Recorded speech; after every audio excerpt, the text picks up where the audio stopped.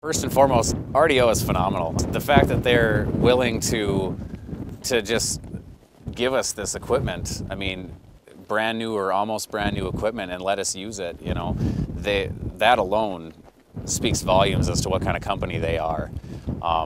Whenever we have any issues, whether it's a computer issue with we can't figure out how to run their computer or anything like that, they're never annoyed by our phone calls. They're always out here, you know, whenever we need them. Phil Medegna from Audio and Washburn. I set the machine up.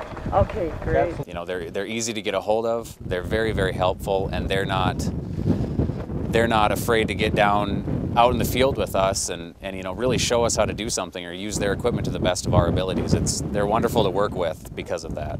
My best experience with farm rescue happened the first year that I was involved. All I was doing was driving a pickup following Walt, who was driving the semi, and we were just dropping one of the tractors, one of the four-wheel drive tractors, off in the springtime at the farmer's home. We went right to his residence, and I got to experience the feeling of seeing the family's reaction, their initial reaction when we get on scene or on site with the big green tractors and all the equipment and everything like that. And you know, it was really emotional for them to know that help was there and ready to do whatever it took to get the job done, you know, planting that year.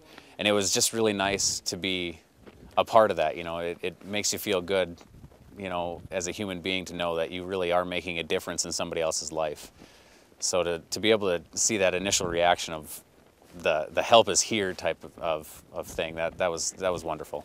The farmers that I've been fortunate enough to be a part of, you know, meeting and helping, whether it's planting their field or just showing up to just visit with them, anything like that, you know, they welcome you with such open arms that it's hard not to become friends with them and you know, make them part of the farm rescue family. It's wonderful. And then the other volunteers that you work with, it's the same way. You can't help but just not fall in love with these people that you're working around. Just everybody comes from such different backgrounds that you just make wonderful friends because of it. For a day job, I work for Angel Air Care. I'm a flight paramedic for them. So for me, I get up every morning to help people one way or another, and this is just another avenue that I get to do that. I really don't have much of a farming background at all. I grew up in Watford City, in town, never really stepped foot on an operating farm other than just visiting friends here and there. I worked in Jamestown for a number of years, and through there, one of my closest friends, Dustin Lean, we worked together at Jamestown Ambulance, and him and his wife, Lucinda, would always call me and ask me to come down and visit them for a day, and bit by bit and piece by piece, I'd learn a little bit here about planting and then chemicals and then harvesting, and then Farm Rescue helped him out a few years ago, and then after that he got involved as a volunteer and now as a board of director and got me involved as well as a volunteer. Originally when I started with Farm Rescue, I wasn't in the field harvesting or planting with them. I was just running a combine head to a field or to a different farm or things like that, just little odd day jobs for the girls in the office. This is my first year out helping with the planting, and I'll also help at harvest time, so this is my first year out in the field with them. Since I don't come in with a farming background, you know, I know a little bit here and there about things. You know, I can drive a tractor and things like that. We get to work with very closely hand in hand with certain people that have farmed all their life. They're retired farmers.